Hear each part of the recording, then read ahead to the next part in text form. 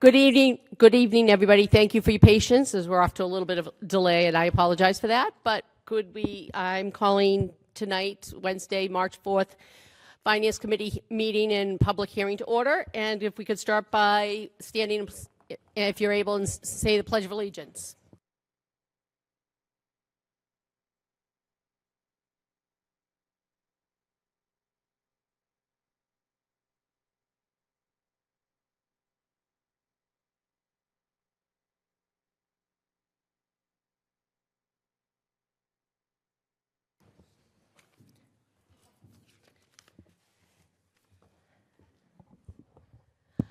Thank you, everybody. Our old business is the Collins Center report update, which we aren't going to discuss tonight, but I'm likely going to keep that on there because there will be a time when we have time during the budgets to go over it. All right, so I just don't know when. So I'm putting on all of them for the public because I have to consider the public hearings. All right, I need a motion to continue reopen to continue our public hearings for the May 4th annual town meeting and the May 4th special town meeting. Can I get one for the May 4th annual? I move that we open the public hearings for the May 4th annual town meeting. Can we get a second from Mark? All right, the motion was made by Joel and seconded by Mark to open the May 4th, to reopen the May 4th annual town meeting public hearings, which were, all those in favor say aye. Aye. All those opposed? Anyone abstaining? That motion carries. If I could get a motion to open, to continue to reopen the May 4th special town meeting public hearings. I move that we open the public hearings for the May 4th special town meeting. All right, motion was made by Joel and seconded by Becca. All those in favor say aye. Aye. Aye. All those opposed? Any abstentions? All right, so both of our public hearings are open. We are going to start with Cedar Hill first so that Victor does not have to sit through the rest of the hearing until we get to him. Okay? If members of the committee can please turn to page 74 of your budget report. Thank you.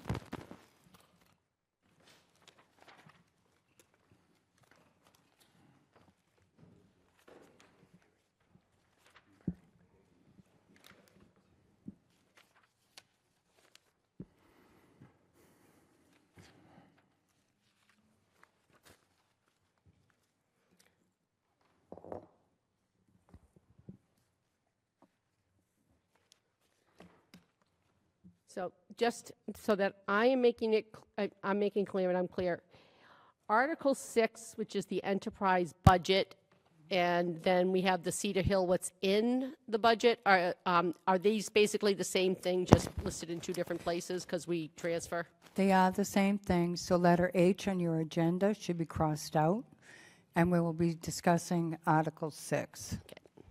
which is the Cedar Hill operating budget. Okay.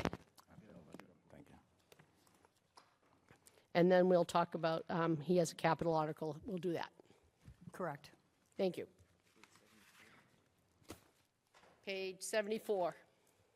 And if anybody is here in the audience, if you go to the town meeting virtual table, we have put the warrants for the special and annual town meeting as well as the supporting documentation, so you can kind of follow, if you want to, it's online if you want, anyone wants to look at it. Thanks. Yep. All right. I was just waiting for, No, make sure I thank you. didn't cut anybody appreciate off. your, So, ladies and gentlemen, good evening. I'll make it very brief. It's becoming repetitive, thank goodness. We clipped 25,000 rounds this year, which is higher than ever. We've another stellar year. Winter's a little long this year, as everyone can figure out, so that might impact next year a little bit, but very little. January golf doesn't bring in a lot, but it brings in some. Other than that, everything has been ticking along absolutely great. We're making lots of little changes, and then we have some big upgrades that we're looking for capital, but everything's fantastic at Cedar. So if anyone has any questions on the budget. Anyone in the Finance Committee have any questions about the Cedar Hill budget? Joel? You might be able to answer this more than he can, Biz. Okay. For fiscal year '25, do we know what the revenue was? Fiscal year '25, I did not bring that with me tonight. That's okay. My apologies. No, If don't you'd worry like me to about it. follow up, I can. I can give you a round number if you'd like. Okay. We're approximately 728,000. For fiscal year '25, Yes. 700 and what? 728,000.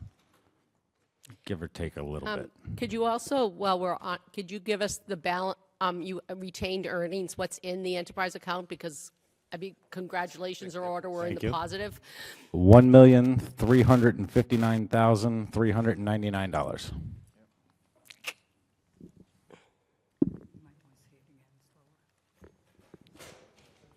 Anyone need to repeat that?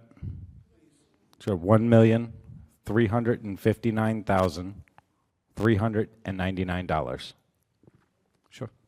And I'd like to thank you because it was for several years, about 5 years ago, the town had been subsidizing the enterprise account, which is not the purpose of enterprise accounts. So a lot of the changes that you have been making and that the town has supported we're seeing the evidence in the retained earnings. So congratulations. Thank you, and thank you in return for entrusting in me and believing me, the CPC and the town. Let me keep going and doing it, so thank you. And do you have golf lessons there We do. for like real beginners? Yes. It's Walter Parsley and Pedro who do the lessons now. Thank you. Maybe I'll try one. Sure, why not? Ben? Where does the surplus earnings go when you run a positive? The surplus retained earnings in every single enterprise fund, all interest, all money stays with that enterprise fund. So he's got 1.359 million right now. We'll be taking some of that retained earnings to pay for his capital projects during this fiscal year. So that will leave him 1.2 million and undesignated fund or unused retained earnings that becomes the beginning balance of the next year's retained earnings. And it keeps the business running, just like a regular business, retained earnings for enterprise funds, free cash for general government. Okay? No one takes the money. It always stays. It stays right in that enterprise account, and the only thing it can be used for is Cedar Hill. Exactly. Correct.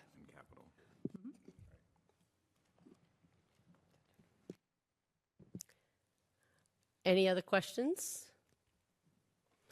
Are there any changes in the budget that we should be aware of? No, ma'am. Okay.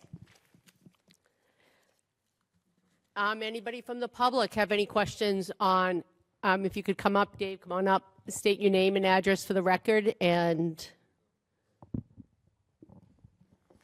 Thank you, Madam Chair. David Lurie, Precinct 6. I just have a comment I just want to make because it has an impact on all the different budgets. So a few nights ago, we just saw that at town meeting, at the special town meeting, that the chief of police was able to bring up a line of terrific young officers into the police department. Some background on that. Town meeting, as long as I've been on finance committee going back, so at least 10 years, we've always had we've always funded 100% of the police department, and it always came back as free cash, as a turn back. It's important because I get that it's important, but this is on Cedar Hill and not on the police department. if you just That will allow be me- next Wednesday. If you allow me, it's important to just share because it has context to all the budgets. Is this particular on Cedar Hill right now? It affects all budgets. All budgets. So I'm just making a general comment about the entire. You got 30 seconds. So we had always given a turn back from, the largest turn back in our town was the police department because we always funded 100%, but because of civil service, they were never able to get to that number. So when you look at all the revenue that's been pouring into the town, it has zero effect on the fact that they were able to staff all those police officers.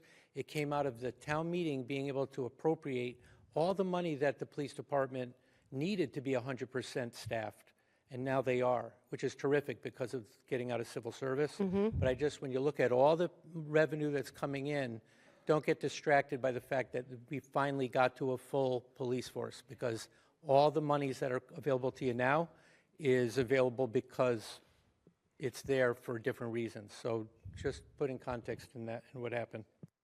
Thank you. All right. If in the future we could just make our comments on the articles ahead of time on hand, and if anybody's interested, public safety night for all the public safety budgets is next Wednesday, so we can come back and ask any questions or share any comments at that point about that budget. Thank you. If you could talk about now, if we could move on, unless there's anybody else that has any comments on the Cedar Hill budget. Oh, yep. I knew there was something I had to ask, and I totally forgotten. Now I just remembered.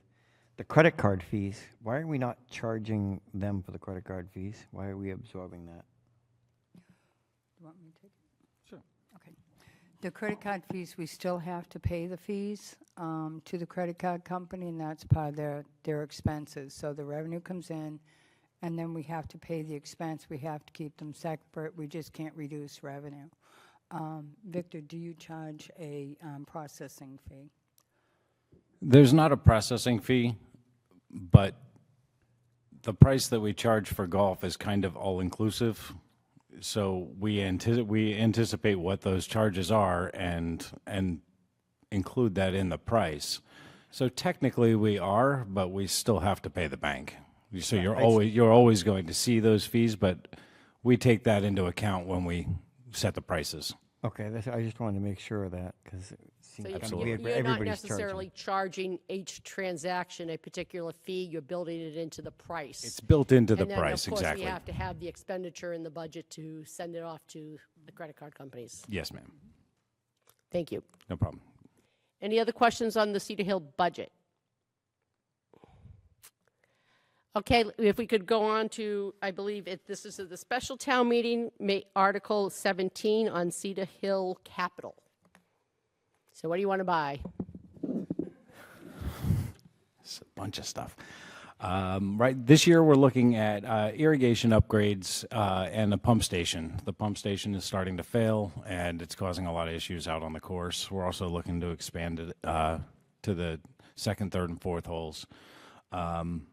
We've also included an extra couple tee boxes, some cart paths, tree removal, and material bins, like you'd see at like a landscaper where you have sand, loam, and then divot mix in another. And lastly is security system upgrades for the camera system. The camera system, we have a couple of good view areas outside the building, very limited inside, and very limited to the parking lot and where all of our expensive equipment is held. So we got a quote from our security company for that. Okay, so I have a question on the pump station. What is the pump station for? Pump station is for our irrigation system. It's out at the front, the pond out front. There's a little house out front, and that houses the pump and pumps it out to We the take the thing. water from the pond into the grass. on the Exactly. course. So we are working with the water department on that. Keith has been pretty helpful, and he's keeping that cost way down, because that should be about a $500,000 project. Okay, and I guess I have one more question before I open it up. Is there anything ever going to be done about the parking lot there, paving the parking lot? There is, but it's in the future. We've started process, and I'm going to give it to Mark on that one. Thank you. That's a good question, Carolyn. We actually came up with design plans for that and a cost estimate, and it's somewhere around $800,000 to pave it. You got to provide stormwater management areas. You got to build it per today's regulations. Wait, can you say that amount again? About $800,000. Under? Yeah, we haven't gotten the bid, but that's an engineer's estimate. Yeah, because you got to pave the whole parking lot. You got to provide stormwater management. You're going to provide new lighting, because now you'll have new parking spaces with islands and things like that. New grading. New grading. It's a pretty extensive project. So I think what I said at one of the previous town meetings is that we would look for a grant, the 319 grant that I got for the Gibbons School a few years ago. That has not come out in the last couple years, but I'm hearing that it may come out this year. So if I can get that, that'll pay for over half that cost. So I'm kind of waiting for that because it's going to make a huge benefit. It's not a must-have. It's not a nice-to-have, but it might be in between that. All right. I'd say it's getting closer to the must-have, but, you know, It's getting there. at least the last time I parked If there, your but. finance committee defines it as a must-have, well, we can be here But I next year. think if more, if I understand that you're in the process and it's like, we're likely to see it within a few years. Oh, yeah, totally. Exactly. And the stormwater management part of that, Right. keeping the pond clean is a huge Yeah, factor. that's, I can appreciate that. Thank you. Open it up to questions from the committee, Becca, then Joel, and anyone else? I know I ask you this. Are we ever going to get either mini golf or a driving range? So now we got it formally on the Yes. record. Driving range would be there's two, so each one has a different problem. Driving range is property and it's a lot of clearing. We have some land where we could put something, but it would be a very high number just because of clearing trees and that process. The mini golf thing, I would love to revisit that with the exception of parking. Parking would be a major issue. We hardly have enough for golfers, let alone to add a second attraction. So I would like to. Maybe if you guys want to build a parking garage, we'll go deep in that. So Thank you. Joel, then Jonna. Yeah, I have some questions about the backup that you provided for this. So for the irrigation upgrades and pump station replacement, we're carrying 95,000. Can I assume the backup is both Northeast Nursery and Weston and Sampson? That comes Yes, out sir. to about 97,000. Does that mean you get a better price somewhere, or?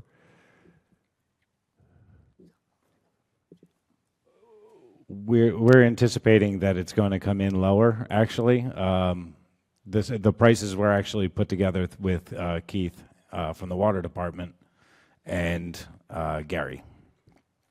Okay. Course improvements, bins, tee boxes, paths, tree removal. You have prices from Edwards, Falmouth, and Stewart's. They don't add up to 75,000. So where's the rest of that? We're anticipating to do a lot of work in-house between myself and the DPW. But we got estimates. Are you, when you say the DPW is going to work on Cedar Hill, is there time charged against Cedar Hill, Biz? When we work together, the DPW and the water sewer departments, they're all integrated and they provide support services to each other. So it's not necessarily that we will be charging back the payrolls from DPW from Cedar Hill, as we do our best to keep the costs down in every single part of the organization. Okay, and the last item is from New Era, 32,512, which is a security upgrade. You're carrying 40,000. I don't have a problem with that. I figured that you're going to need a little extra money anyway, so Yeah. that's fine. I just was curious about the middle one, the 75,000. Jonna? Thank you through you. I'm assuming, just for clarification purposes, that this all comes from the enterprise fund, right? Okay, that's what I thought. Just want to make sure. Thank you.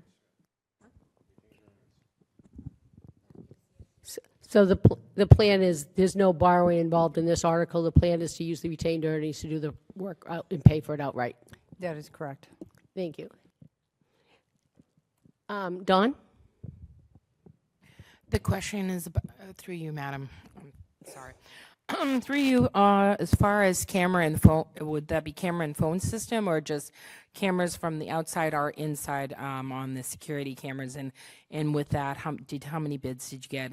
And would you be open to another company if I gave you another company to see if, if they could match or beat it from a local company. Yeah, we'd have to go out for bid, but the security company that we currently use for the town is the one that provided that bid. It wouldn't be for the phone system, it would just be security, just the cameras, indoor and outdoor. We'd like to get one out by the parking lot, which adds a lot of cost there, but and the cart barn and things like that, so. Any other committee members got any questions? I'll open it up to the audience. Anyone have any questions? Cynthia? Cynthia Walsh, 1096 Park Street. Obviously, my farm is directly across the street from Cedar Hill, and I have had to put in a security system to protect my livestock. It goes in waves. We get a group of young people who seem to think that other people's property is available for their personal use after hours. And this has happened over the years at the golf course. We have years when there's little issue, and then we have years when there's bigger issues. We have a new cart barn. It's not exactly bulletproof, and some of these young folks seem to think that joyriding around the course is fun, except that they're destroying the greens. And that costs thousands of dollars to bring back to what it should be, and it slows down play, and we have to close holes. As a member of the committee, and Victor knows this, I've campaigned for cameras. We need to identify these charming young folks and make their parents financially responsible for the damage that they do. Thank you. Anybody else from the audience? All right. All right. I would say we are finished. Thank you, Victor. You're free.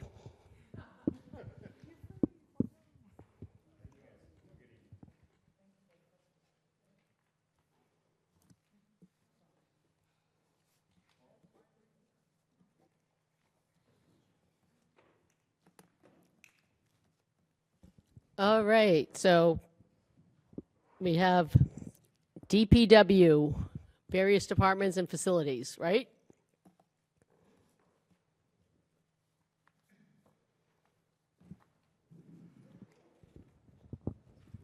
And I have them listed, but you can go in whatever order. Just tell me.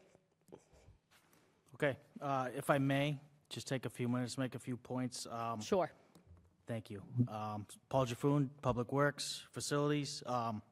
First thing that I need to do and should do, because it's well-deserved, is thank all the employees, not only for their work all year round, but especially the last 6 weeks or so. The number of hours and the number of things that they miss at home because of their work and their dedication to the town hopefully doesn't go unnoticed. It certainly doesn't by us.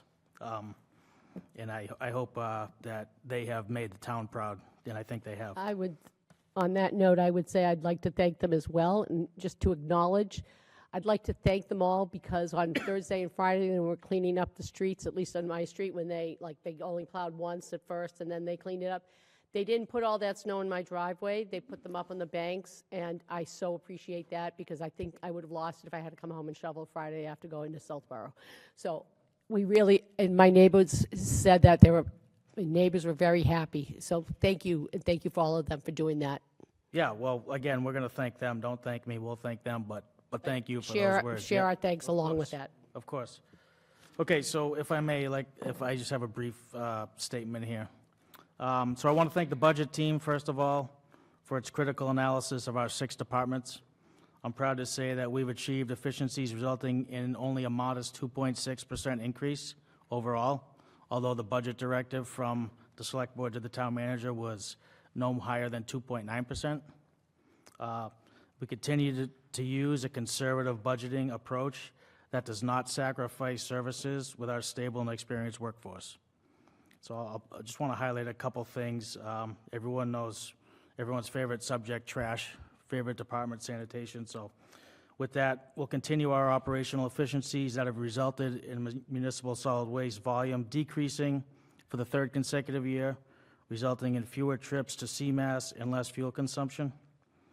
The budget, the overall budget for sanitation is less than $2 million for the second consecutive year, which is only the second time since 2020. With that being said, the municipal solid waste decreasing. We've seen residents take the initiative to sort their waste better, so an increase in recycling volume you'll notice within that line item in the sanitation budget. Also, it's not all the time, but normally. It's market-driven month to month. And because it's single stream, we pay a little bit higher, but that goes along with the operational efficiencies.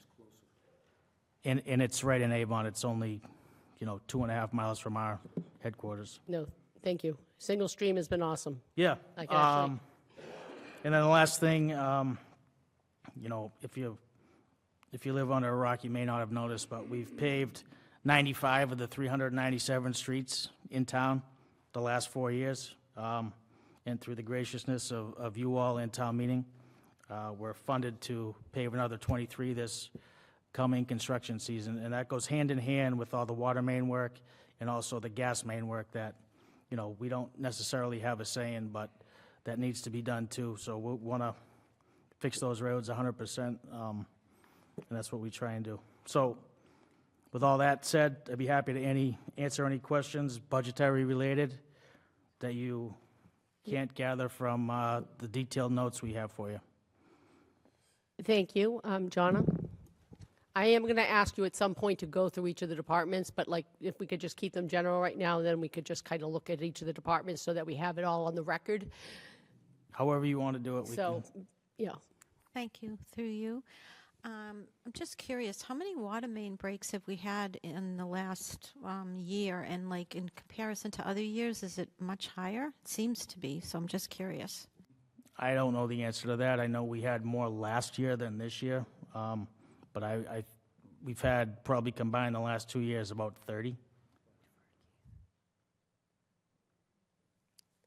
Thank you. All right, so, Joel? Get the J part right. All right, it's been a long day.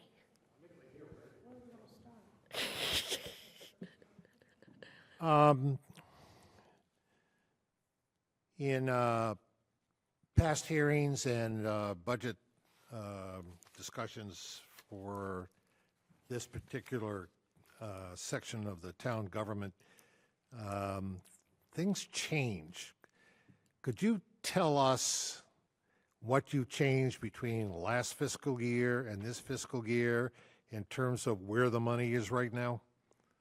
For example, fleet maintenance, which everybody was jumping up and down saying, we want a big thing on fleet maintenance. That apparently has disappeared. That happened last year, Joel. All right, But then yes. maybe over the past 2 years you could Okay. tell us. So fleet maintenance, highway materials and expenses, and that's it. So fleet maintenance and highway material. So fleet maintenance was department number 426. And that's gone now. That's gone. All those costs have been pushed into 421, general highway. All right, so I'm not sure why you had it as part of the budget presentation, but okay. We don't. We have it I as a had it zero. listed on the articles probably because it was on the sheet of listed and things, so that's why. And it's also in the budget, too. If I may, it's there because we have to give a history of past history. And this year will be the last year that will be showing up in your budget books because we have to give historical knowledge of what happened in the past. That's why it's still there. Some of these departments have been consolidated, like VNA, that will be going away. And then the fleet maintenance and his highway construction funds, they'll be going away, so you will no longer see them. Okay, so between last fiscal year and this upcoming fiscal year, has any department been eliminated or budget line been eliminated or changed? No, No, okay. no, All right. just from last year. So if I look at my records from last year, I'll see the same budget numbers. Madam Chair, just a brief comment, Joel, on why we did that. when they were into all separate fiefdoms, there was a tendency to go out and subcontract things as opposed to use a resource in town. You can see it in our notes, by consolidating departments, and they're not worried about who's paying the bill. Now we use our own people and don't go out for subcontractors. Tom, I'm really not worried about it. I think it's a great idea. The only problem is that it changes over the years, and it's hard to keep track of the budgeting. Yes. If every time you come in and say, well, we eliminated that group, and now we have a new budget thing, and So this is our second year of doing it, and there'll be no more structural changes. So it'll be, let me write that down. all right. He's going to hold Thank you. that. You hear that, Heidi? So on the budget in the book this year, it'll say 0 next to the fleet maintenance line item, so, because there's nothing being allocated for it now. In addition to the 422 budget, which will also say 0. And again, they both said 0 last year, And too. 422 is, It's highway materials, okay, if yeah. you will, yep. And Madam Chair, that's the reason Paul started his comments with the consolidated bottom line of 2.7%. That's the lowest it's ever been.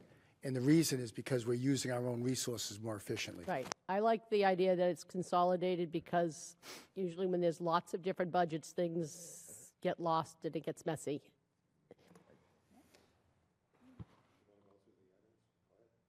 All right, facilities?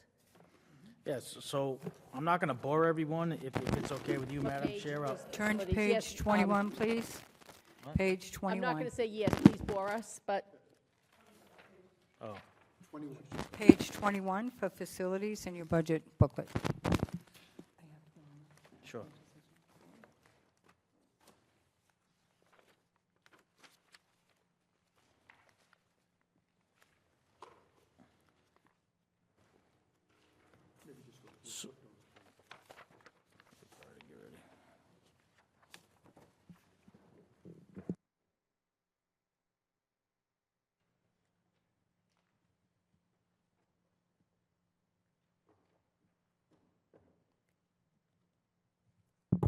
so for this budget, we have 4 full-time employees plus a portion of your salary? That's not correct. Okay. Four full-time employees, and that portion of my salary went away in 2020. Oh, all right, I see it. Yeah, that was from 2025. Sorry, I was reading the wrong column. So, Yep. okay. So, I mean, I would, if you'd like, Madam Chair, I can just highlight the large differences from the year before, or you can read the notes, or however. if you could Why don't briefly I say that there's, highlight any new changes? okay. Sure. So big changes are in gas, that's natural gas, that's heating, mostly. 12% increase. I think everyone's seen their own gas bills and can deduce Now, is what. that for all the town buildings? That's correct. That's correct also, yes. That's correct. Yep. Elevator services and inspections, new state regulations require more trips by a certified elevator contractor, and that costs money, so that's why that's up. Then the last line you'll see within this budget is community center expenses, as you know, I think. We just opened that, soft opening, and costs money to run buildings. So Any- right now, we're budgeting 30,000 for the costs of running. That'll be utilities, minor repairs, Right. maintenance, things like that. Thank you. Any questions on the facilities budget from members of the committee? Joel? Thank you. Paul, we have 3 custodians, and what building are those 3 custodians covering now? Buildings, the police department, the council on aging, public works, water station headquarters, the town hall half the time, about a quarter of the time, the library, and that's it. But you also have custodial services as expenses, so what are those then? So, like I said, the town hall, like a quarter of the time, it's probably more like 10 or 15%. So when they'll come in here tonight, they come in Monday to Thursday. The service contractor comes in, cleans here and 2 other locations. Because we're we don't have the staff to clean, and frankly, when we need to do all the cleaning, the everyday cleaning needs to happen when everything's closed. Okay. So we still are using a custodial service plus the 3 full-time custodians? Correct. Okay, thank you. Madam Chair, to Joel, when the 2 previous custodians retired, we replaced them with an outside service. Okay, I know one of them was at the library because we worked together a lot. Okay. Paul, under the expenses, you have one expense called building repairs and services, and then further on down, you have a second one that says building repairs and services. Is there a difference between the 2? There is, if you look a little further down on that second line, you'll see /supplies. It's just what we've called this line item. It should just be supplies. Okay, so if I cross out repair and services and leave it as supplies, that's what it is. That should satisfy you. Okay, and, all right, so I got that. And the $30,000 for the community center expenses, I thought that was going to be used for a throne for the town manager? We purchased that within this year's Purchase- budget. Okay, fine, all right, good. We'll be looking forward to that. Okay, and finally, who is the facilities department head? Technically, I am. Right now, we have our IT director who... Trish. Trish, she's helped out immensely with mostly administrative stuff. For example, the community center, a lot of state grants, different funding from different places. Trish has been the accountant, if you will, for that. All the day-to-day things that need to happen, not just at the community center, but that need to happen within the facilities department to run the town. Trish has taken care of all that stuff. Admittedly, the only thing really that Trish is out of Trish's wheelhouse per se are like large construction projects and getting into the expertise of repairs and maintenance. Okay, so I guess I'm just curious as to why we don't have an allocation against this, so. We have it somewhere at $15,000. We do, Joel, actually. If you see additional duties stipend, it's in there. That, Oh, I see the stipend, Yeah. okay. Is that for Trish? yes, Ah, okay, that It explains is. a lot, okay. sorry about that. That should have been more clear. Is that the, Yep. Thank you. I'm all set. Thank you, Madam Chair. oops, Mark? Yes, thank you. One of the questions that I had, which I don't know if it's been answered or not, but why is the community center expenses separate from all the other buildings?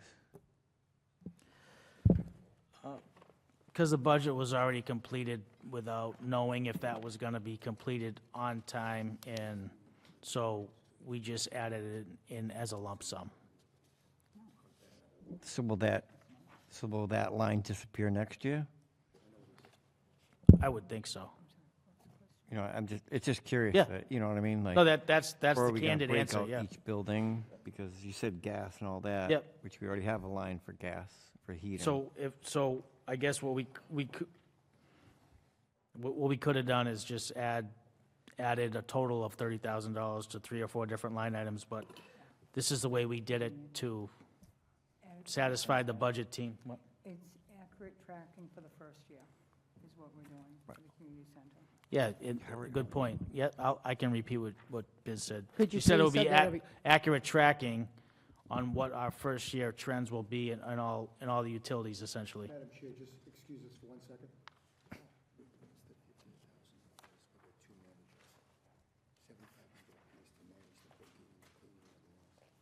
Oh, is that in there? Okay. Yeah, part of that fee will be, I'm sorry, fee, excuse me, part of that expense line will go to the ladies, and I can say that because it will be ladies who do all the bookings of the events and the renting of the space and the coordination with that. So next year, will you still be, since you're going to be having the expenses of the people doing the bookings, will it be like a booking line, or are you still going to keep this line for those things? Madam Chair, I'd be happy to shed some light on this. There's 15,000 of that 30 are for 2 employees who will be doing all the bookings, all the showings, and they'll be the host the evening of outside events. They'll also be communicating with facilities to set up the room. If there's a meeting, the furniture will go up. If there's no meeting, the furniture will come down. And they'll coordinate with the cleaners to make sure it's cleaned and set up properly. That's $15,000 of that $30,000. The fees that we're going to charge are to help us break even on janitorial services and the like. And the electricity right now is currently being charged to the MBTA. When the outside lights go on for the MBTA station, they go on around the building. That won't change, but the electricity in the inside will increase slightly with the use of the building. But that's what that 30,000 is for. Any small maintenance and repair to keep that in good shape, and 15,000, half of it, is $7,500 stipends for 2 existing employees to manage everything to do with the building. I certainly don't want to be involved with bookings and showings and weddings and all that other sort of stuff. Right, so next year, you'll have stipends to cover that. We'll likely have it in the budget as separate as opposed to just one. We can do that if you'd like, certainly. Yeah. break Yep. it up, yeah. Or footnote that 15,000 of it is stipends, one or the other. Right, whatever, yeah. Thank you. Any other questions from committee members on the facilities budget? Any questions from people in the audience? Cynthia? Cynthia Walsh, 1096 Park Street. This is a comment. I don't know the condition of the men's rooms, but the conditions in the ladies' room and the library and in this building aren't up to par. And one of the big problems is that the waste paper baskets simply aren't big enough. And then when you go in, they're overflowing. It happened to me last week at the library, and it happens every week here. I know we're saving the town money, so maybe we can take some of the money we're saving and buy taller waste paper baskets. What we have currently at the senior center seems to be very adequate. I've never had to step over paper all over the floor like I do sometimes in this ladies' room. And the library, and I realize that it gets a lot of use. It's the most used public building in the town. And that's where we miss the custodian, because I'm sure in the past they would go in at noon and empty it and then go in again at maybe at 5. The building is open 12 hours a day on some days. So I know I'm being picky, but when I go into a ladies' room and it's dirty or there's paper all over the floor, it's very off-putting. Thank you. Any other members? Dave?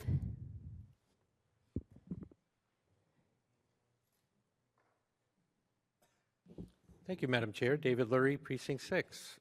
And I had a couple questions for the people who put together the budget document. I got a little confused. I saw a column, second to the last column on the right, called House 1. So I've never seen that before, so I don't understand it too much, because it's putting money in every line item of the budget. No, So, it's... and I don't think it's a source for every line item in the budget. No, all it is we're talking about a budget that was prepared before House 1 came out, and then the budget that was prepared after House 1 came out is talking about the revenues that we're using to fund the budget.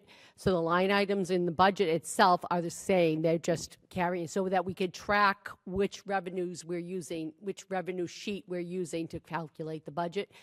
I'd like to ask at this point, like, we're talking about facilities, so do you have any questions on the facilities department? Madam Chair, I usually have macro-type comments and topics to ask questions about that relate to every budget. Okay, So but we're I trying just to- asked for your, I just asked for your patience with, Will you, well, I don't understand the problem. It's a comment about how our town is spending money in general, which It's- affects every budget. right now, we are trying, the purpose of this hearing is to get information so the Finance Committee can make recommendations to town meeting on the budget. So we need to understand the budget from the departments, and that's the purpose of this hearing. And yeah. all right, so like, there will be time at some point for you to give us more general insights. I think the first It's not- question. I'm asking questions because I'm on town meeting and I don't understand the way Okay, the but budget's right put now, the questions are on the facilities parts of the budget, because otherwise we will be here all night. No, well, every line in the facilities budget has House 1. And I every just single line. explained that. All right, that doesn't explain, but that's okay. Now, the comments that I have. Are they has- on the facilities department? It has to do with. Is all it the on departments. the facilities department? I only want on the facilities department right now. We can get the big picture afterwards. No, because I'm only allowed to comment in public hearings. If you're going to close the hearing, you're not going to listen to me then. And I care about the budget and all the parts that go into it. So I don't understand why I would be shut down from wanting to understand Is the budget. Well, right now, we are understanding we are working to understand the budget in parts. And this part is on the facilities. So is your question on the facilities department? No, it's a comment I had about. Is it a I have comment on com- the facilities I have a comment department? that affects the facilities department. And only the facilities department? No, I can't do that. You understand, I don't have concerns about the way that you, no, I don't understand the gavel. All right, I can take a minute recess.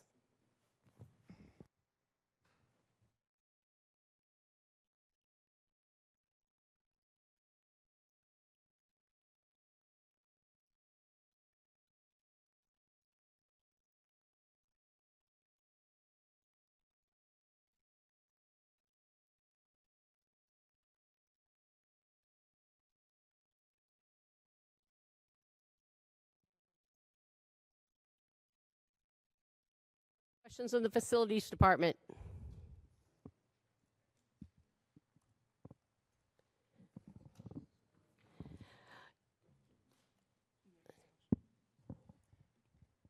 Ian? Thank you, Madam Chair. Just a question on that. We've got 30,000 for the community center, and we're talking about when people want to book it, they're paying. I understand the cost. Is that 30,000, going to be factored into their costs? The $30,000, Ian, would cover the fixed cost for the expense of the two managers. That's $15,000. The other $15,000 is any incidental cost that the rental doesn't cover. By way of example, we're going to charge $300 or $400 for the evening for an event. It'll cost probably $200 for the janitorial services, and if there's anything incidental that got broken or a piece of glass broke and we have to fix it, that's to cover the incidentals. We just didn't want it to come out of the general facility maintenance budget. We wanted to dedicate to that so we could track the expenses in the first year and see if it cost us what we're charging, because we want to keep that rental down as low as possible. But half of it is the management of it, and the other half are for incidental expenses. And janitorial will be paid for by the user. Yeah, I was just curious because long term, I'm thinking in theory that, the facility fees should, I would think, cover that is the ideal thing. And 30,000, if we could rent it out every day for 300 days a year, that's $100, so it's not too bad. But if you're only renting it out, for on the weekends, it jumps up considerably, so. Right. We'll take a look at how it lays out at the end of the year, and if we have to adjust it, we'll adjust it. But the theory is to keep it cheap for Stoughton residents without it eating into the budget. I appreciate that. Thanks, Ian. Jonna? Thank you, Madam Chair. I'm just curious. Can you hear me now? Speak. You need to speak very closely to the mic. Can you hear me now? Okay. You're welcome. How much are they expecting to get for these rentals? I consider it like not a community center personally. To me, it's like a hall rental, more aptly named. If that's just my little problem with it. But anyway, what are they expecting to get? And I'm presuming that it probably will, following what Ian said, it will probably be more on the weekends. It's not going to be on the weekdays. So what are you proposing to get for this? You mean for rentals? Yeah. Yes, somewhere between $300 and $400 for a 4-hour event. There'll be no charge for town business meetings, so there's no charge for that. We'll eat that in that $30,000. If it's rented, it'll be between $300 and $400. And keep in mind, it's only going to be rented to Stoughton residents and/or employees, not out-of-town events. And I suspect some of this is, as we go forth, we'll have a little bit Right. better history next year on this is happening, because nobody really knows, so we're just Of trying to course, it's guess. speculation. Yeah, it's conjecture. Okay, thank you. If you could come up, identify yourself, please, for the record. I'm on, thanks. Mark Stankiewicz, Precinct 4. Just a comment, $300, want $30,000, you're gonna need 100 events minimum per year. So that's every weekend, or you can do the math.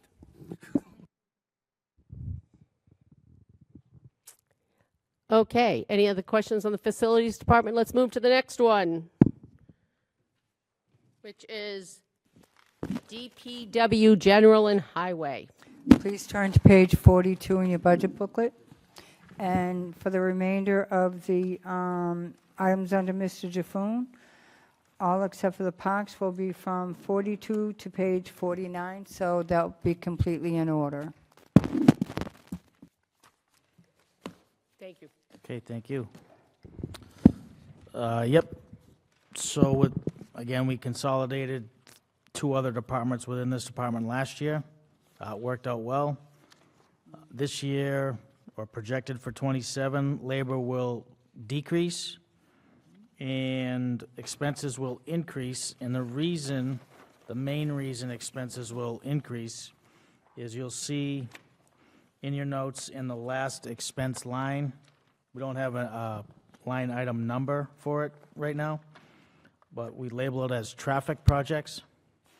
So that's when the street commissioners, the select board, direct the town manager and the town staff to make improvements, whether it be on the roadway, signage, striping, or anything of the like. Speed humps, could be anything. The Public Works Department, of course, has always taken that on, but those projects are becoming more prevalent and more over the years, so now we thought it appropriate to actually budget for those. So this is what's the line item at the end, unplanned street projects for $80,000? Correct. Thank you. Oh, I'm sorry. Page 44. So it's the third part of the third page of the DPW General and Highway budget. Right.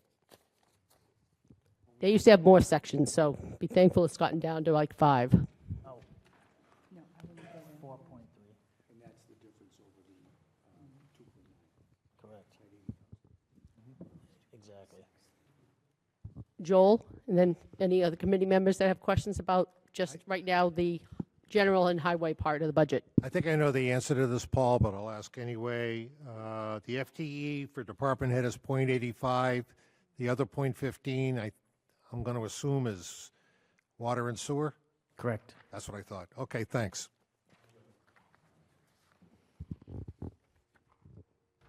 Any other questions from members of the committee?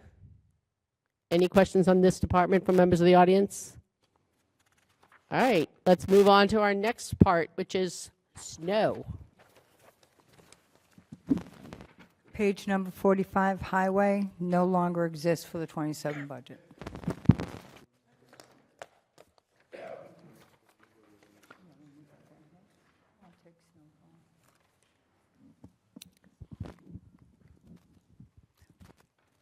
Go ahead. Madam Chair, Hey. page 46, I'll be taking the snow budget. Historically, we have always budgeted 400,000.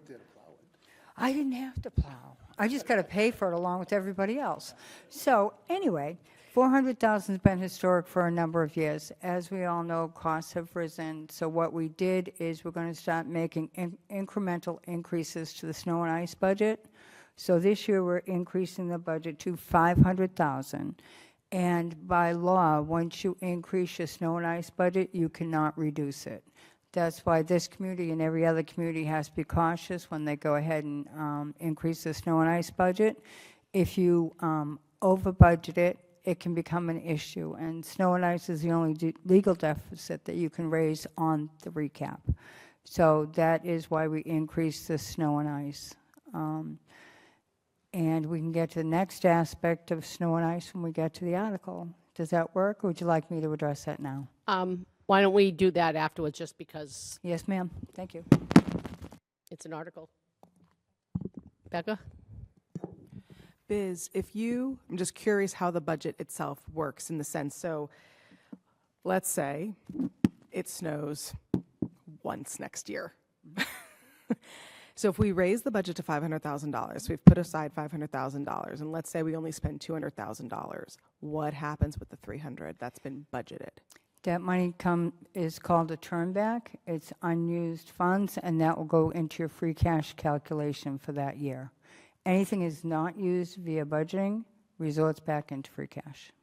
Perfect, thank you. Mark? Page 48 for fleet.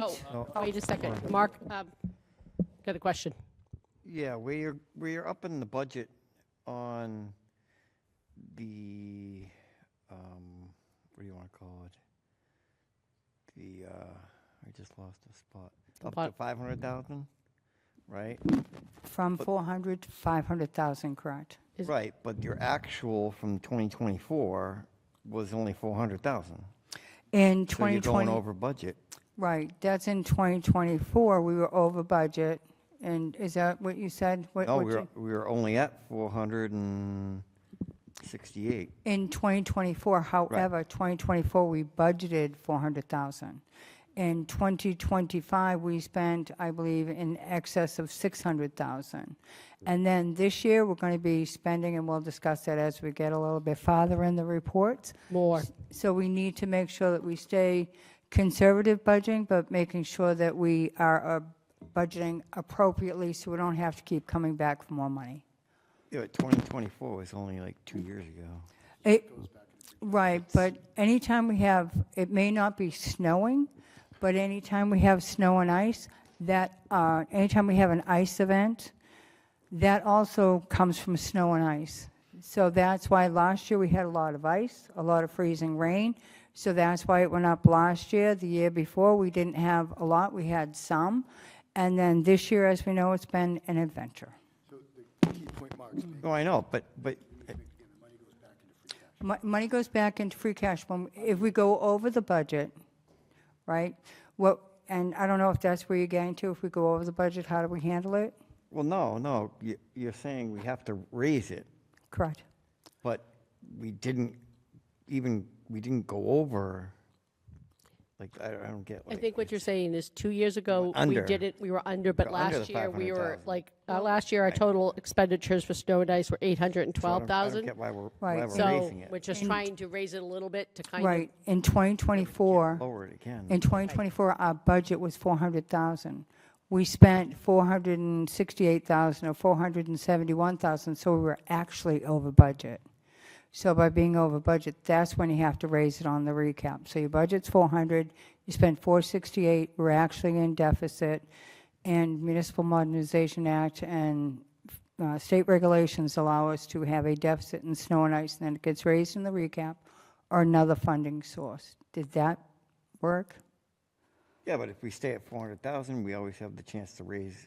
That's what I'm. Right. Why do we need to put the extra 100,000 in there if we can always raise it? That's. to remind all that we've been a bit fortunate to have a lot of free cash over the last couple of years. That won't always be the case. So Biz wants to increase it a little bit because we won't, if we have another storm, our snow removal, we'll get to it, could be $1.6 million, $1.7 million, $1.8 million. And we've got the free cash to cover it. Other towns don't. So we're trying to build it slowly, knowing we cannot bring it back down by statute. So we're going to build it slowly. For that 1 year where we don't have free cash, we'll be fortunate that we increased it a bit. Now, again, if we don't use it all, we could put it up to $2 million. And if we don't use it all, what we don't use reverts right to free cash. Right, but we don't want to tie up $2 million on this line item, but we're thinking we can tie up 500 instead of 400. Madam Chair, probably a That's little that's bit more of my more question is clarity. Why are we tying up 100,000? For the last 3 years, 5 years, the average has been $659,000 for the last 5 years. So when you're averaging it out, it makes sense to increase it incrementally, and that's why we chose to increase it by 100,000. Okay. And could you just send, when you get a chance sometime later this week, could you send us, like, if you have those numbers? We will make sure you get them. Thank you. Mr. Jaffoon. Perfect, thanks. Joel?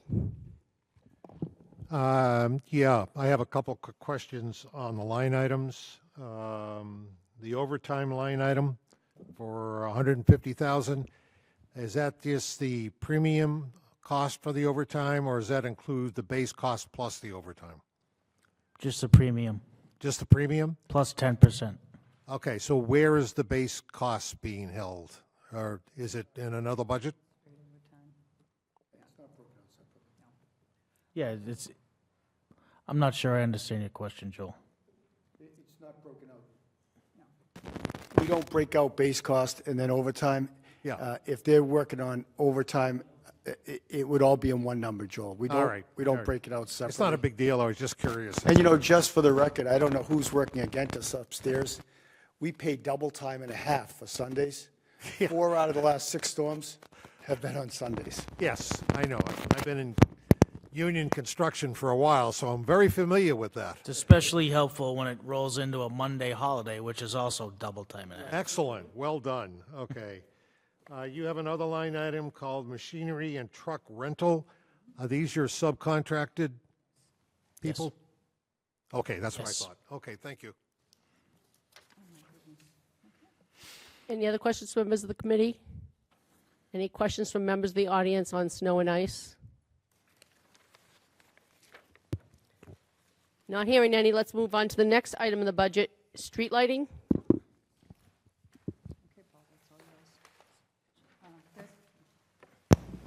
That's page 47. Street lighting budget has stayed flat, I believe, for the last 4 years. We normally get pretty close to that number, and the costs are pretty consistent. I have a question. It says for 2025, we expended $138,595.13, but then we budgeted $254,000 for last year and this year. Are we on track to spend closer to the $254,000, or? We are. So I'll explain a little bit as to why we need at least a little bit of a cushion. We have a lot of decorative light poles, and we have a lot of car accidents all at the same time. And we have a lot of people who leave the scene of an accident, so there's no accident reports, police reports. We can't recover that with insurance. But the work still has to get done, and the lights need to be replaced. That happens more than we would like. Okay, thank you. That's. Questions from members of the committee? Questions from members of the audience? Not seeing any, we will move on to fleet maintenance, which is 0 out. So we will move on to waste disposal, everyone else's favorite topic besides snow.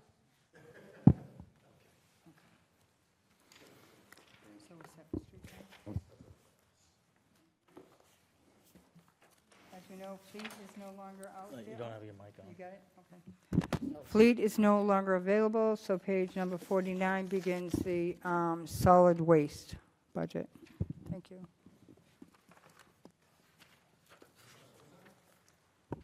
The Page solid waste 49. budget is page 49 in your packet. Okay, you're welcome.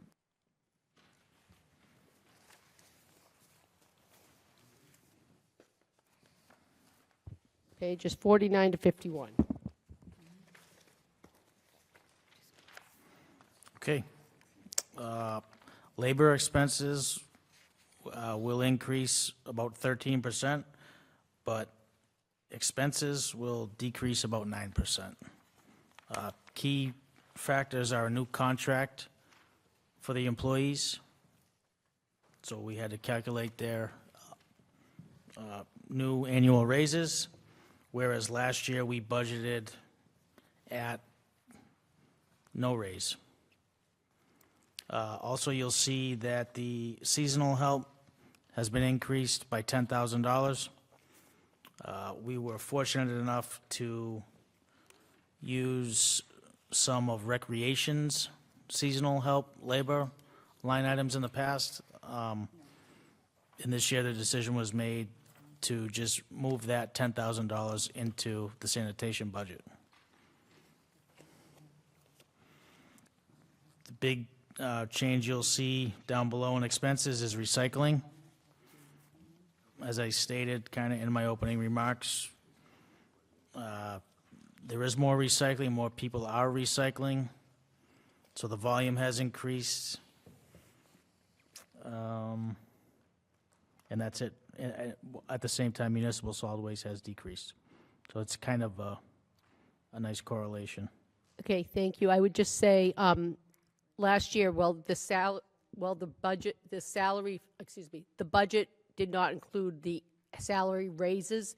That money was in the budget, just not in this department. And then at town meeting, when we approved the contract, we moved the money from whatever department selectmen's, where they select boards reserve, into this department to fund it for this year. So that's why it may look larger than what we would expect. Carolyn, thank you for clarifying that. That's what I was just saying to Ray's, because the labor contract is not 9%, it's 2.5%. Right.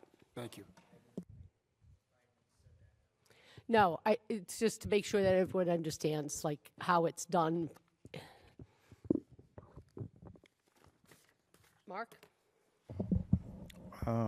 Yeah, one of my questions on this is about education on going into the schools and whatnot to educate on the recycling.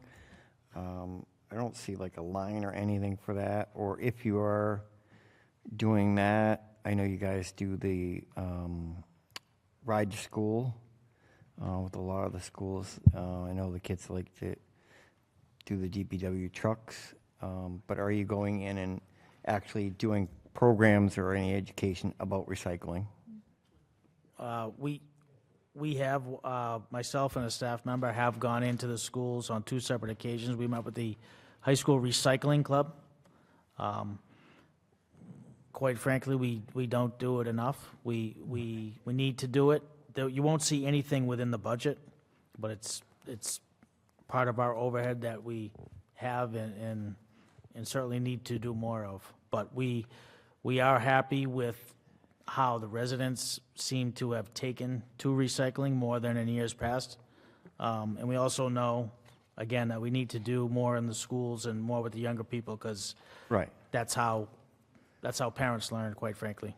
That's what I was wondering. Yes. Are we going to have a plan together, or can we come up with a plan to enter the schools a little bit more? Absolutely, through you, Madam Chair. Absolutely, Mark. As you know, we do that through the administration at the school. And if you saw any of the presentation we gave on solid waste, we're 24% the average of the state in recycling. So although we've greatly improved, it was wonderful to hear Carolyn talk about recycling and trash, we're still way behind the state. The state estimated last year that Stoughton paid approximately $600,000 in trash disposal costs of material that could have been recycled. So you're 100% right. We know that education starts with the children. It's where it started in my home. It started with the little kids. And we have to do a better job of that. On this year alone, we could have saved $600,000 at $83 a ton had we been at the state average for recycling. What is the state average? I had that numbers in my presentation. We're at, I believe, I'm doing this from memory, we're at 25%, I think it's 14.9% recycling or waste minimization, and we're 25% below that. So we're below the, it says there's great room for opportunity and savings in the future. And to Mark's point, Right. he's 100% right. The only way to get that done is starting with our children. Right. So yes, we will have a program, and we'll work closely with the superintendent and his or her staff to implement that. Okay, thank you. Becca? All of the expenses, like on page 50, professional development, DOT, medical exams, things that we paid for in FY25, they're not even budgeted for. Did they move to a different funding source or a different budget? Yes, through you, Madam Chair. Many of the, I'm going to call them overhead expenses, again, The employee overhead? well, or just license renewals, safety training, things like that, administrative stuff. We moved all of that to the 421 General Highway Department as well. Which Okay. that happened last year. Okay. It happened last year, although some of the costs are still showing up as these line items?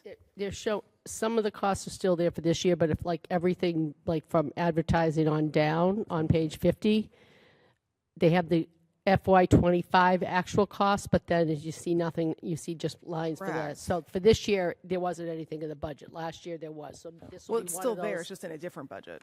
Right, so next year, you can go find it right now in the general administration budget, and then next year, these lines won't be in this part of the budget at all. They'll just be in the general administration budget. Perfect, thank you. Ian, then, do you have a question, Ben? Ian, Ben, and then Joel? Anyone over here have questions? I just want to make sure I'm not forgetting you guys. Thank you, Madam Chair. I've got a comment and a question. So I think just on the point of education, I mean, as a parent of 2 kids in the public schools, I think it's less of a question of education and just sticking, a blue bin that is, to reference Cynthia Walsh's comment, make a blue bin that's big enough, and the kids know that's for paper, and they'll figure it out. So I think that there are just some really simple enabling things. So I'm not discounting the benefit of education, but I think our kids are smart, and if we enable them, they'll sort it out. Bigger containers are helpful in many places. Yes. So, and then my question was, I see in the DPW general budget, there is a hazardous waste disposal. So the question is, why isn't that in our kind of the general waste budget? And could you speak to what the $40,000 is paying for? Of course, thank you. So that hazardous waste is really in the highway budget because the average person may not think of it as hazardous waste, but all of our catch basin cleanouts, all the muck that's in there, and then all of our street sweepings, which are separated, are considered hazardous waste. So that's part of the highway department, so that's where that expense comes from. Thank you. Ben? Through you, Madam Chair. I'm on page 50. I'm looking at solid waste disposal contracts. Is it the contract with CMAS? Yes. Okay, I just had some questions on that. We were told that contract's going to continuously go up. It looks like it's gone down from fiscal year 26 to 27. So through you, Madam Chair, the line item is called contracts, so that may be a bit misleading. That's where the expense goes. So the expense has gone down. That's where all the expenses for that contract get coded to. Good. But it doesn't necessarily reflect it. The decrease is a reflection of the volume that we take to CMAS and not the contract itself. Does that make sense? Correct, not the unit price of that disposal. Okay, that's understood. Is that a public document, the actual contract itself, for people to see? Of course. Could you provide us with a copy of it? Of course. Thank you. Joel? Probably take that out. Why, thank you. You're welcome.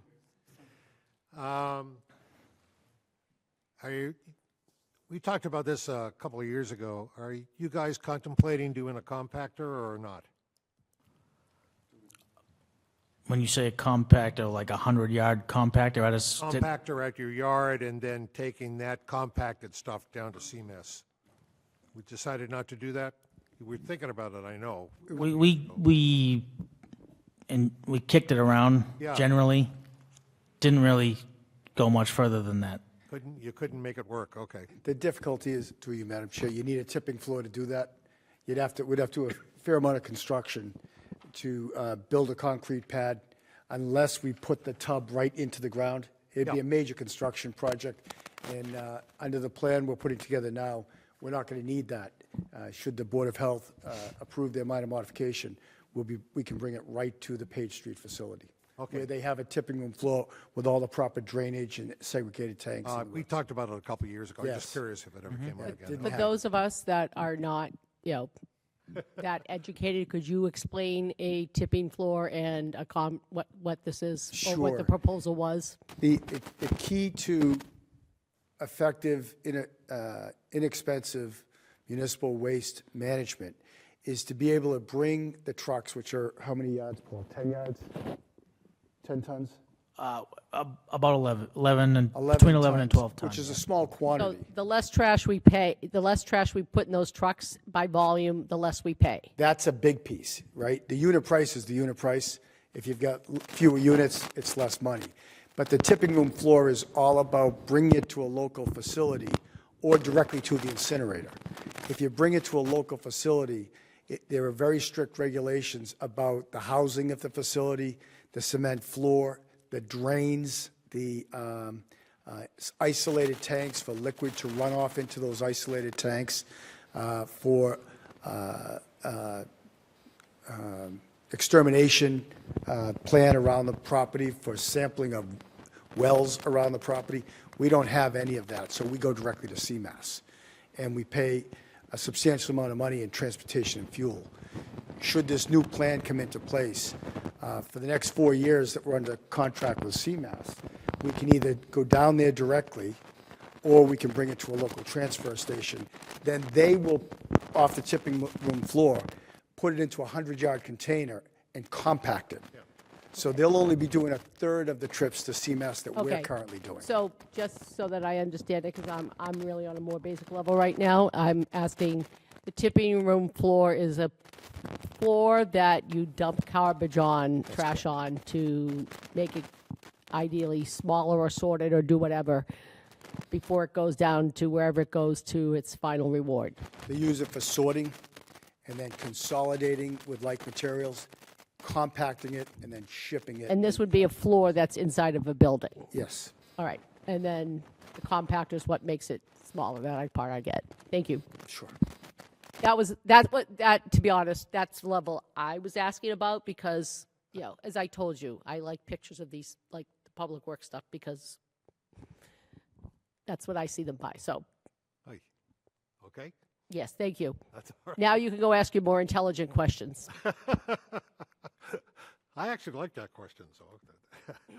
I don't need an exact number, but can one of you tell us whether or not the amount of revenue collected for trash removal covers the budget, or is it less than the budget? Be happy to. It covers the budget right now, and the reason is, Joel, that we separated the heavy-duty solid waste from the waste stream. I mean, 2 years ago, we were throwing that furniture and couches and everything else into the back of the truck. And by pulling that out and dealing with that separately, the volume has dropped significantly. So the revenue that's coming in covering the for waste expense. removal covers the cost? Yes, sir.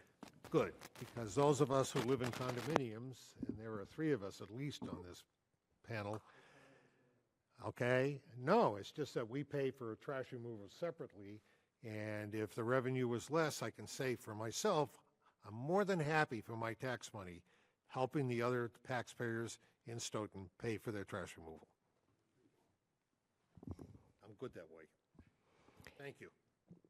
Any Other questions from members of the committee on waste disposal? Any questions from members of the audience? Cynthia, then Mark, and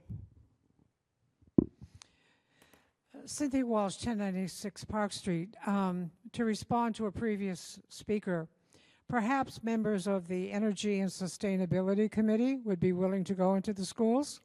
Also, if there is a recycling group at the high school, utilize those folks to go to the elementary schools. Nobody's a better teacher than an older child to a younger child. When we first started this program of having recyclables, I don't know, 20, 30 years ago, that's what we did. Obviously, their school population has grown up, and now they're parents. And I think it's true, as the previous speaker mentioned, if a kindergartner learns that you can recycle a pizza box, then they can pass that information on to a parent. And in many homes, 5th and 6th and 7th graders are the designated trash disposers. They lug it to the curb and they lug it back when they come back from school the next day. As another previous speaker mentioned, kids want to do the right thing. And if you make this about the future that their world is going to look like, they'll be nagging their parents and grandparents. yes, my child was is still a very good nagger. Mark, go right ahead. Mark Stankiewicz, Precinct 4. In regards to recycling, it goes like this. It's reduce, reuse, recycle. Recycling is last in this chain, not the first. Everyone believes recycling is going to save the day. Many people call it wish-cycling. That's how we end up throwing stuff in a recycling bucket that contaminates the entire load, and you have to, get rid of it in other ways. So I don't know if they have the numbers, but I would be really interested in how much revenue is garnered from the recycling, because those costs do fluctuate. And sometimes, at least in my day, when the dinosaurs roamed the earth, the cost of recycling was actually higher than it was for the tipping fee to go into the regular trash. So you have to be careful. If you're looking at the bottom line, as you're looking to save money, there's a lot of moving parts in this particular thing that you really need to be aware about it. Now, and as far as whether Wind Waste is going to give us a better deal or not, I don't have enough information because I'm not aware of any proposals. I'm not aware of any tipping fees. I'm not aware of any costs. So we'll have to save that for another day. But I just wanted to talk about recycling. If you have the ability, take a look at what you're spending for recycling and what you're actually getting in, and is it working? Thank you. Yep, and whatever happens to the future of trash is not really before us today because we're only worried about next year's budget. Any questions, any other questions, comments on trash, waste disposal, department? All right, not seeing any more, we will move on to, I believe it's the last department of Public Works, which is parks. And they'll be on page 64 in your booklet, please.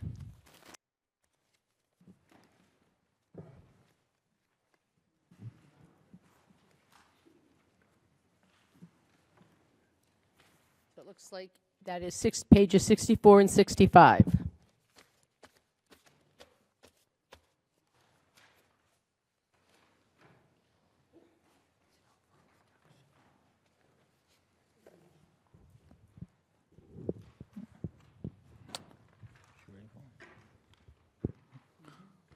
Okay, thank you, Madam Chair. Salary line items will show an increase of 6.4%. Again, that's due to the new contract signed earlier this fall. And I think everyone will be happy to see that expenses went down almost 25%. Now, the reason for that is that the third line down, contract services, a A lot of that was the rental of our tree removal contractor. Since last year, we've purchased our own new used bucket truck, which will cut down on the rental of that contractor. And that's reflected in this line item. Thank you. Questions from members of the committee on the parks?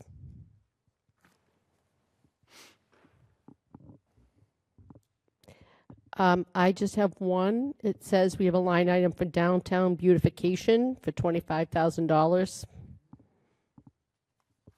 Am I reading that? Downtown beautification on page 65? Or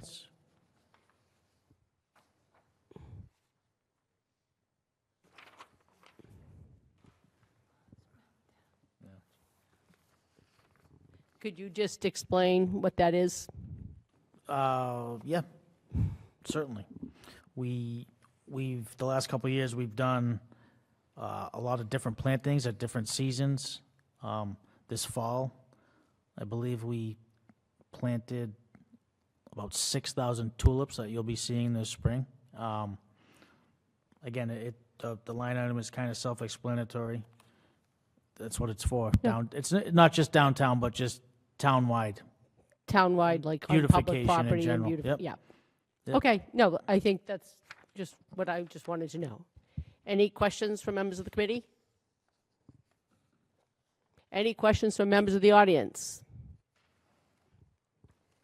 No, this one doesn't get nearly as. Thank you. So I believe that is all of your departments. Okay. All right, now we also have the article on the special town meeting. And then we have, we have two articles on special town meeting. One is the snow and ice, and one is your public, your capital projects or purchases.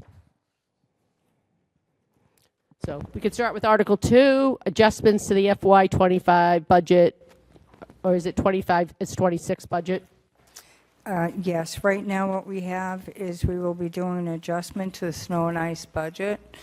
And the original budget for snow and ice was $400,000. Right now, we plan on budgeting an additional $1,250,000, which will bring the overall budget to $1,450,000. As we continue on through this season, we will be reevaluating the closer we get to town meeting. Just to be clear, funding for this will be from free cash. Thank you. And this, yeah. I would hope by town meeting in May that we would have a final number by then. We would not expect more snow after that. Yes, we will, and contractor invoices tend to come in delayed, but payroll, et cetera, will be there. So we will address it as it changes. We will keep you informed of the situation. Thank you. You're welcome. Questions? Questions from you, Ben? What percentage of the snow removals are outsourced to private contractors versus the DPW?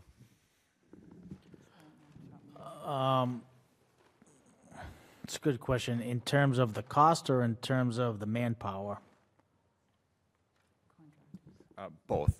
Okay, so the manpower is,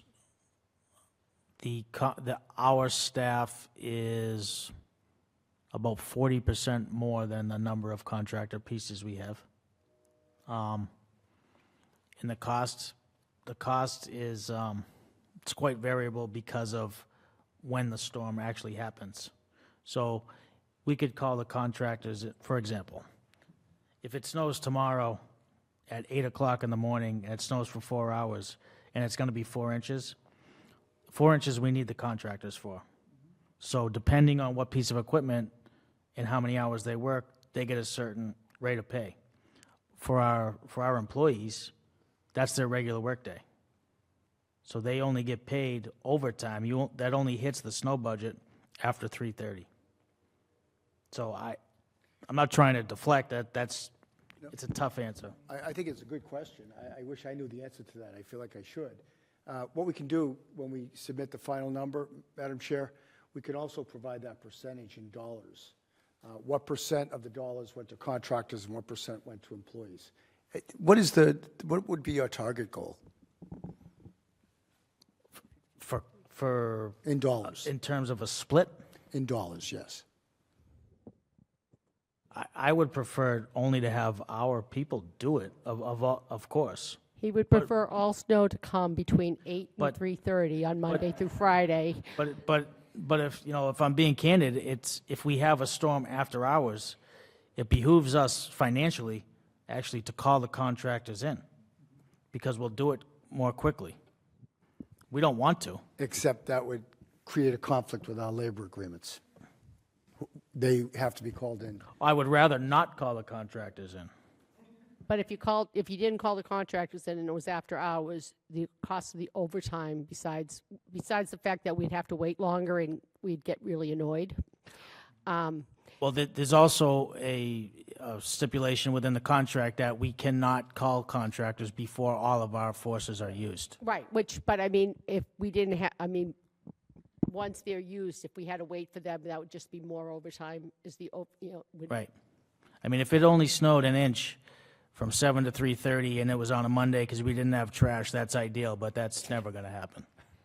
All right, so there's the ideal. It's got to snow between 7 and 3:30 only on Mondays, On Monday, not a holiday. but no holiday Mondays. It's never happened. Becca? On that same vein, are your FTEs, do they have right of first refusal then? If you ask them to stay to plow, can they say no? They need a really good excuse. Yeah. Or if they have a family thing that they have to get home Yeah, to? it happens, Okay. but the employees generally are very, very good and very aware that is, if not our most important job, snow removal, snow and ice removal, then I don't know what is. We have So, also suspended and terminated employees for not answering their phone in a snowstorm. If they have a vacation, enjoy it, keep your phone here. If they're really very, very sick, that happens. We understand. We're very considerate. But those who want to drink on Super Bowl Sunday when there's a big storm, they're going to get terminated. We only ask them to do it 6 to 10 times a year. And the condition of their employment is that they be ready. Imagine if all of them had a bellyache on the same day 2 weeks ago. We'd still be shoveling up. So it is a core requirement upon hiring. And we enforce that. Two gentlemen got written violations 2 weeks ago, and the union leader agreed with us on it because they're working as a team for 30 or 40 straight hours. So if a couple of guys just don't feel good, not a good excuse. And there's a difference between being really sick and not feeling good That's in this right. case. That's the difference. My second question then, for our contractors, do they have to carry their own insurance or are they covered under the towns?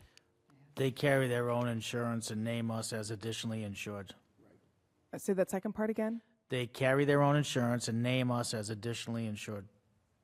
A secondary. Additional insured.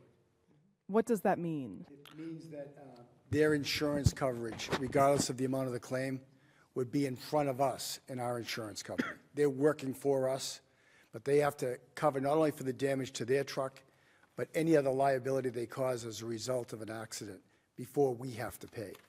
It's called additionally insured.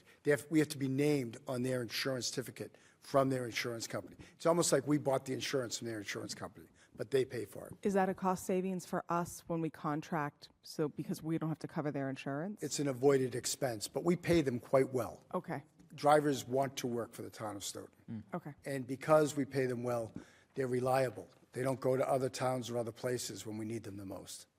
All right, thank you. Any other questions?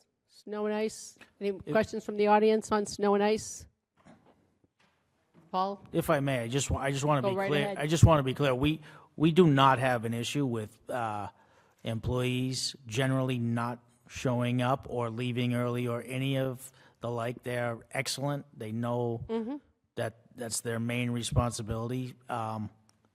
It does happen occasionally, but not very often at all.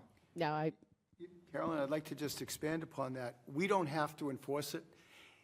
There can be grievances and disagreements every day between management and labor. When there's a massive snowstorm, you will never see a more unified group. Right. And if somebody's got a tummy ache, not sick, but not feeling well, we often don't have to say a word. They take care of it on their own. They're a very prideful group that performs at a very high level, and when there's a weak link, they take care of it. thank you. Mark? Mark Stankiewicz, Precinct 4, private contractors. It works well as long as you're paying, as we are, paying top dollar. Once you don't, then they migrate off to other facilities. The other thing you have to worry about is that in the middle of a contract year, if Boston all of a sudden starts paying double than Stoughton, then they don't really care about our contract. They're going to go to Boston and they're going to plow there. So you have to make sure that you are paying the right amount and that there's a sufficient supply of private contractors to meet the needs. And, you know, talk to Brockton. They had a hell of a time at the last snowstorm. Thank you. Ben? Thanks. Have we done a cost analysis between hiring contractors versus using our town employee DPW resources? Well, again, it's contractual that we must call our own forces in before we call any contractors. So no. But I think the cost analysis you're referring to unit to unit. If it happens during a weekday on straight time, it's far cheaper to use our people. If it happens on a weekend, or particularly a Sunday, where we're paying 2.5 times overtime for our own people, it's likely it's cheaper to use the contractor. And we try to balance that the best we can, but the priority is always to get the streets cleaned. Any other questions, comments on this article? All right, let's move on to Article 14, sorry. Article 14, Public Works and Facilities Capital Request for DPW and IT. And for those of you in the, for those in the committee, Trish, who is the IT director, could not be here tonight. She will be here. If you have any questions about the IT part of this request that Paul is not able to answer, she will be here, I believe it's on the 18th for her budget, and you can ask the questions then as well. Thank you. And yes, I will not be able to answer any of those IT questions, so thank you. Item number 1, unforeseen building and facility maintenance. We've put this article to town meeting in the last 2 years and successfully spent every dollar the first year, maybe seriously about $60 left maybe.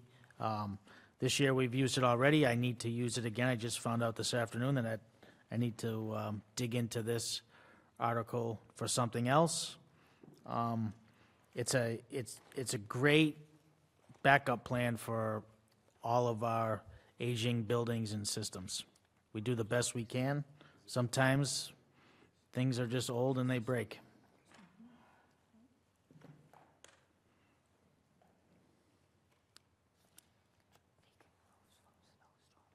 So that's item 1 on the budget, which is the unforeseen facility budgeting, which is $75,000, of which about $70,000 is coming from free cash, and the remainder is being allocated from a couple of different funds and projects, which are specified in the article, but like if I read them off, none of us would know what they are. Item 2 happens to be 2 heavy-duty pickup trucks, F-350s for the DPW, an amount of $140,000 to be funded through free cash is the proposal. And what are these trucks for? These trucks are to replace 2012 and a 2013 similar trucks of the like. These are everyday drivers for our highway or forestry departments, heavy duty, carry sand, brick, mortar, all the above, and of course they plow also. So they got a lot of hard city miles and not nice highway miles. Thank you. Joel? Yeah, Paul, in past years, you've given us a list of all the town vehicles. Can we have that again, do you think? Of course, Thank you. Thanks. not tonight. No. I have a question. Becca? Paul, are we planning, in addition to purchasing these two, are we planning to retire anything, or is this an addition or to replace? These need to be replaced, but what I will say is that we try and accumulate a few pieces of equipment or trucks before we have another auction. We've had 2 auctions within the last 3 years. At the same time, if we have bodies to put in trucks, and like we've all been talking about tonight, they can plow, we'll hang on to them, but it won't be longer than a couple of years. Okay. Mark? But they are slated to be replacements. But we do have space to keep, if we wanted to just park them, just to keep as extra for plowing, we have a place to park them. We don't have a lot of space, but we have some. Mark? So the 2 pickup trucks that these are replacing are not getting traded in or anything like that. We're keeping them. So We'll that means we're not replacing, we're just adding 2 trucks. So what we would get for a trade is worth us keeping for a little while. Right. They will be. So it may not go to auction for a couple of years. But that's, yeah, a couple of years Not isn't getting gonna rid of do it. that. 2 years from now, they'll be worth a lot less than they are today. Yeah. We'll either trade them or retire them, one or the other. Because they'll be, if they sit at the armory for 2 years, we had this discussion many times. We had equipment that sat at the armory for 3 years. By the time we auctioned them, it was appreciated like a stone. Right, and We're not going to use them. I'm not disagreeing with Paul. Whatever he decides to do, he runs that business. I don't, but I don't want to just store them unless there's some use for them. So you want them to be being used. So they Correct. might be used as backups, but they would be used. So like Remember, if we keep them, we have to insure them. They're Right. $2,500 apiece. that's why I want to know on these 2 trucks if they're being replaced or we're adding 2 trucks. They're slated to be replaced. Like I said earlier, if it's 6 months or so, and we bundle a few different items for an auction, that's how we've been doing it the last few years. Okay. All right, like him, I don't want it sitting around. I just don't want to see him sitting around being insured and not doing anything. It's just a waste, but. We've gotten away from that habit for just storing things that grow roots. Okay, thank you. Okay. Are there other questions from members of the committee on the pickup trucks? Are there questions from members of the audience on pickup trucks?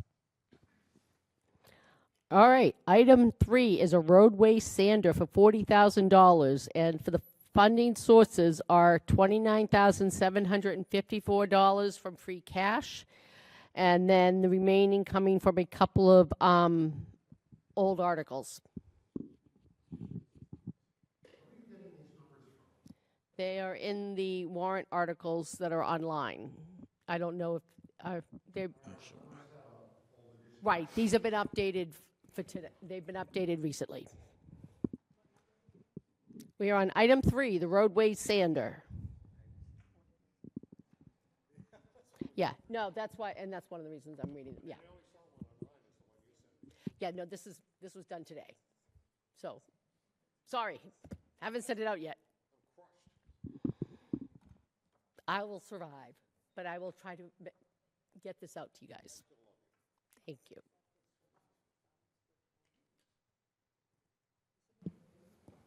We're on item 3, the roadway sander. And roadway sander, Is this a new one? This is a sander, not the truck, the actual, Oh, this is the thing you put on the truck to do the sanding? correct. Thank you. And the controls. So much like many of our trucks, they get old, they get worn out, they become so old that parts are obsolete, and it's time to replace them. So it's How time many to- sanders do we have? 9. So this will replace one? Yes. Thank you. Questions from members of the committee?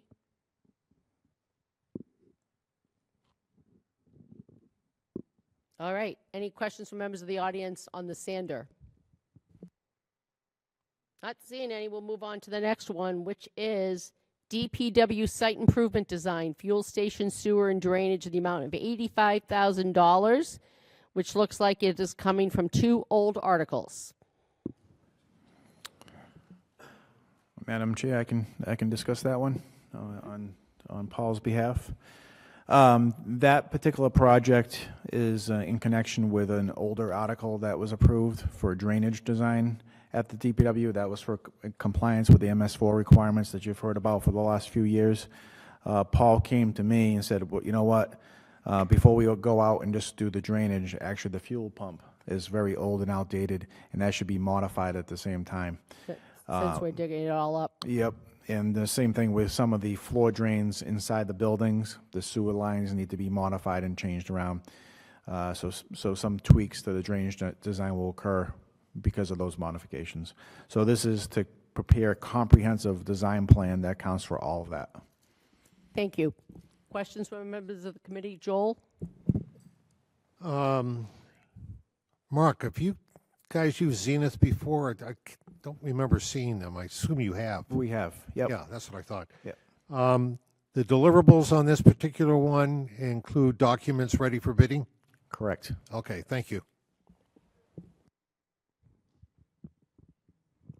Any other questions on site improvement decide item 4 on this article? Question? Any questions from members of the audience? Okay, item 5 is an IT Extreme wireless system upgrade for $70,000, and it's coming from free cash. If anyone has any questions and comments on this that they think can be answered, share them. If not, you can wait and ask them when Trish is here in a couple of weeks. And I suspect that is best. So item 6, which is the last article, like, what? Point of information or interest or whatnot. So are we going to table Article 14, Item 5 until the 18th? Did you already send out the things? We can take a motion to table that. Table that one. If I take a motion to table article, item Just so we know 5, what excuse me, it's item 5 of Article 14 of the special town meeting warrant to, thank you, to March 18th, Wednesday, March 18th. I have a motion to table, and if I get a motion and then a second. That's the motion to table made by Mark. I'll second it. Yeah. Second it. The 20. And number 6 as well. And number, Oh, okay. So- Oh, all right. It's the, all right. Thank you. I just saw water meter, so I figured that was water, but it's software. So that is Trish, so right? be So be on the that. motion is going to be, we have the last 2 articles, excuse me, not articles, the last 2 items of this article. Item 5 is the IT Extreme wireless system upgrade, and item 6 is the Munis water meter migration software. And for both of those, Trish would need to be here to explain those. So we've been asked to table both of those items till Wednesday, March 18th. So we'll continue the public hearing on those parts until that date. So anyone that wants to speak on those items can come then. So the motion has been made by Mark, right? Yes, ma'am. And I second by Joel. All those in favor of the motion to table? Aye. All those opposed? Any objections? All right, I believe that is the end of our articles for tonight. So I did ask if anyone here has any general comments about anything we talked about tonight, if you'd like to come up and be brief. Yes, Dave.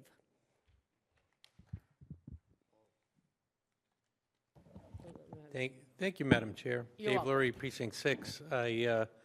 It was a good reminder that I was at a Finance Committee meeting by getting the gavel earlier, so I appreciate it's just, I'm used to that. But, which is fine. I'm good. I'm pretty good. Well, I'm we pretty wanted good to with- make you feel at home, Dave, you know? You get enough scars, you get used to it. The reason I brought up the House 1 column is because in the far right column, and I'm doing this because I want to make sure that town meeting reps know how to read it because it's unusual.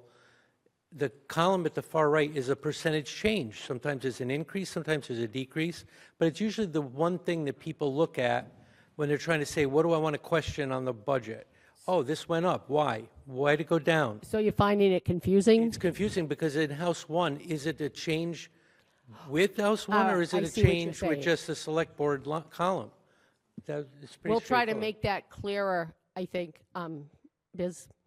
If I may, Madam Chair, to you, to the speaker, the reason we have House 1 there is because there's modifications with governor's budgets to revenues, et cetera, but it also impacts our state charges and assessments. So that's why that's there. When we get to the final end, town meeting, it'll be the Finance Committee budget that goes into Right. this, I and think not House 1. Right. There'll This is be a one working budget for the document. Finance Committee. For So like, the percentage change is with the new numbers of House 1.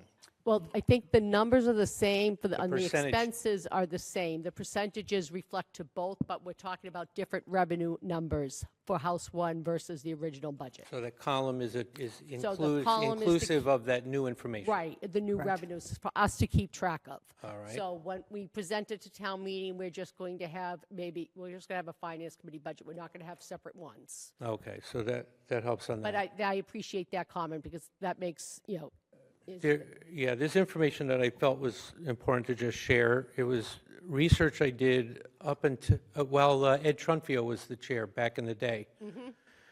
I decided to figure out exactly how much we spent against revenue, what was happening, all right? So I went back and I did a 20-year look back.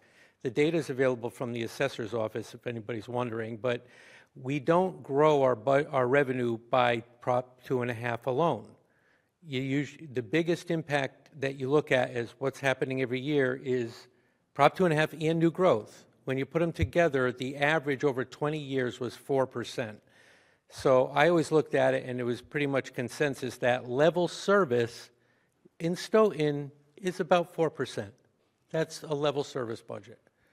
So I felt that that was relevant because in the last 4 or 5 years, we have been way above that. I don't know what the numbers are because I stopped doing the research.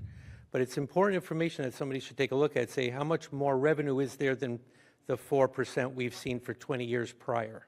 okay, That's one thing that I wanted to say. thank you.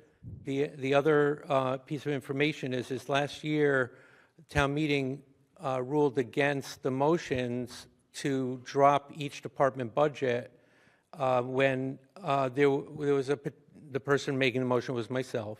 Yes. And I was concerned that we were eating up the revenue that came in new from the TIF agreements. And it was basically ruled that they, leave it alone, even though that was extra money above the level service number. And in fact, and there's consensus on this, and it came from, and by the way, the people who speak on this are speaking from information from the DOR. Okay, so it's IGR 2019 says that when a TIF matures and rolls off of that, it becomes new growth in the first year. So when you see blanks in excess capacity, which when everybody opens the revenue sheet, they're seeing blank and blank. It used to have 830 plus thousand. It's no longer there because now it's part of the budget. We're using that money right now in our FY26 budget. It's used. It's not disappeared. It's actually part of our base budget. Okay, so The goal was to protect that money. I always felt that it's important, and the two areas that I always felt was important was either helping the taxpayers by giving them a break, a small break, but a break, and the other area was in terms of debt service inside the budget. Because both of those things could be protected if you carved that out and left it alone instead of letting it get absorbed into the department budgets that they didn't need. That was the whole purpose behind the motions last year. We're seeing those things wiped out clean. We're starting with those things already part of the budget. It's not gone, it's used. It's actually being spent, and it's being spent in FY27. The numbers you're going over now include the money that rolled off then. I just wanted to make that comment. Thank you. Just to clarify, I think a level service budget is based not on how much the percent would increase, it's based how much we would need to keep the current staff on the, so if we say that we're budgeting 4% increase, because that's basically what we expect our revenues to go up next year, that's a way of budgeting, and there may be, and there's probably a name for it, but it's not a level services budget because we're not budgeting by the amount it's going to cost to keep all the current services as they are, because those numbers can fluctuate. Any other questions or comments? Dawn? Through you, Madam Chair, I just want to make it on record that I won't be voting on any of the snow budgeting. Thank you. And when we come time to vote, we'll mark you as a abstain. And there's people that have various conflicts of interest for various departments for whatever reasons. And so when we do the votes, the practice is to make, when we discuss it as the committee, you step aside and you abstain on the vote. Not hearing anything else, I would love to hear a motion to adjourn till tomorrow night. Oh, wait, Motion sorry. to continue. Motion to continue the hearing until tomorrow. All right. Let me Second. restate that. Thank you. You may make the motion. I'd like to move to continue the public hearings to Thursday, March 5th, 2026 at 7 o'clock here at Town Hall. Thank you. Joel made the motion to continue the public hearings for both the annual and special town meeting for May 4th to Thursday, March 5th at 7 o'clock here. And John has seconded. All right, all those in favor of that motion, say aye. Aye, all those opposed. Thank you, the meeting's adjourned. No, not yet. Now we need a motion to adjourn. Thank you. I am so tired tonight. I don't know. I am not on my game. All right, so we have a motion to adjourn that's been made by Joel and seconded by Mark. All those in favor say aye. All those who are opposed can stay.